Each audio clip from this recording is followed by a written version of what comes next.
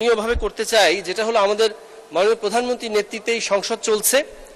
আমরা একটা জবাবদিহিতামূলক সরকার, জবাবদিহিতামূলক সংসদ এবং জবাবদিহিতামূলক নিজের দলের ভিতরে যে পরিবেশটা এখন দেখতে পাচ্ছি, তারই ফলশ্রুতিতে একটি আত্মসমালোচনা না করলেই নয়। মাননীয় স্পিকার, দেখুন মাননীয় স্পিকার,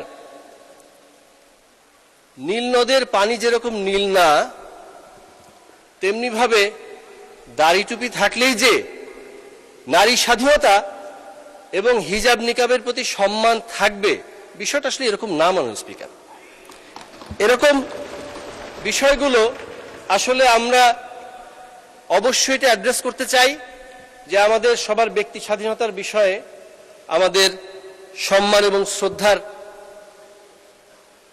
ব্যাপারে অত্যন্ত সোচ্চার হওয়া উচিত। মাননীয় স্পিকার, এটা আমরা দুঃখের সাথেই বলছি। মাননীয় স্পিকার, ফ্যাক্ট এবং ন্যারেটিভের ব্যাপারে কথা বলেছিলাম, অল্প সময় ছিল, বুঝিয়ে বলতে পারি। আজকে দেখলাম প্রাসঙ্গিক বিষয়টা উঠে আসলো। আপনার মাথার উপরে বিসমিল্লাহির রহমানির রহিম, দুয়ারে দুয়ারে সর্বশক্তিমান আল্লাহ।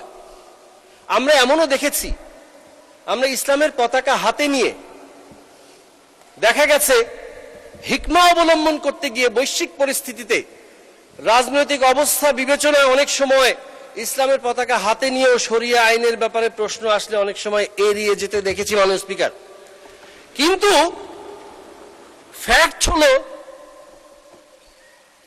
জিয়াউর রহমান সাহেব, শহীদ রাষ্ট্রপতি জিয়াউর রহমান লিখে দিলেন সংবিধানে বিসমিল্লাহ।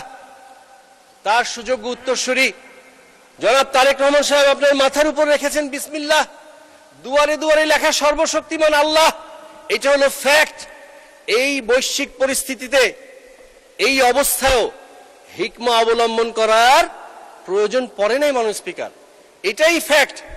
মাথার উপর বিসমিল্লাহ, দুয়ারে দুয়ারে সর্বশক্তিমান আল্লাহ, অথচ বাজারে মাঝে মাঝে ন্যারেটিভ চালানোর চেষ্টা হচ্ছে জান্নাতের সোল এজেন্ট নাকি একটা ওজন মাপার পাল্লা। মাননীয় স্পিকার, নাউযুবিল্লাহ, নাউযুবিল্লাহ। জান্নাতের টিকিট বিলাইয়া কেমনে ধর্ষণ করলা? আস্তাগফিরুল্লাহ, আস্তাগফিরুল্লাহ। মাননীয় স্পিকার, मैं शायर तो नहीं मगर ए जशी जब से देखा। আর সামনে গেলাম না। মাননীয় স্পিকার,